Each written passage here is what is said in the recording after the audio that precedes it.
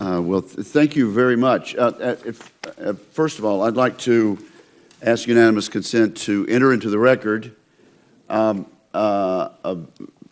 article, an op-ed from the Wall Street Journal of September 19, 2014, by Stephen E. Koonin, entitled "Climate Science is Not Settled."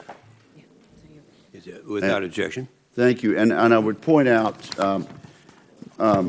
to our witness and also to the members of the committee that Stephen E. Koonin, interestingly enough, was Undersecretary of Science in the Energy Department during President Obama's first term and is currently director of the Center for Urban Science and Progress at New York University, and yet he authors an essay entitled "Climate Science is Not Settled." I'm going to read extensively from it in the time I have. Mr. Koonin starts by saying the idea that climate science is settled runs through today's popular and policy discussions. Unfortunately, that claim is misguided.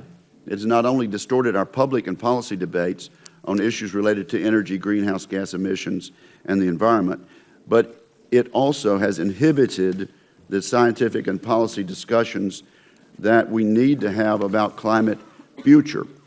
And he sounds like you, Mr. Chairman, at this point. He says the crucial scientific question for policy isn't whether the climate is changing.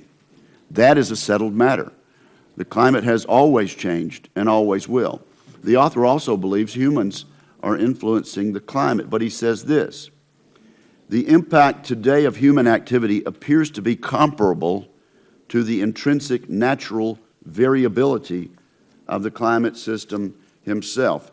The crucial unsettled scientific question for policy is, how will the climate change over the next century under both natural and human influences?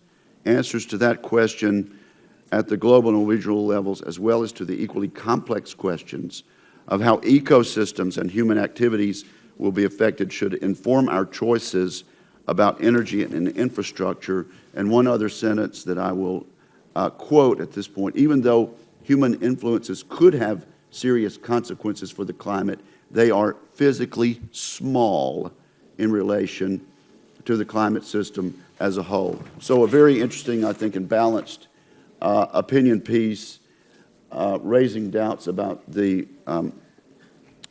question of whether this is settled science. I also would simply respond to what the ranking member said about deteriorating sea ice, and point out to my colleagues that, as a matter of fact, according to NOAA, indeed, Arctic ice in January of this year was 6.3% below the 20-year average from 1981 to 2010, 6.3% below the average. However, at the same moment, Antarctic sea ice is the largest on record, 44.6% above the 1981 to 2010 average. So deteriorating sea ice may be happening to a 6.3% extent in the Arctic, but seems to be increasing by 44.6% in the Antarctic. Now, Director McCarthy, I notice that, and I would call to your attention, that Congressman Whitfield in the House submitted questions on June 19, 2014, to EPA concerning the carbon dioxide regulation for power plants.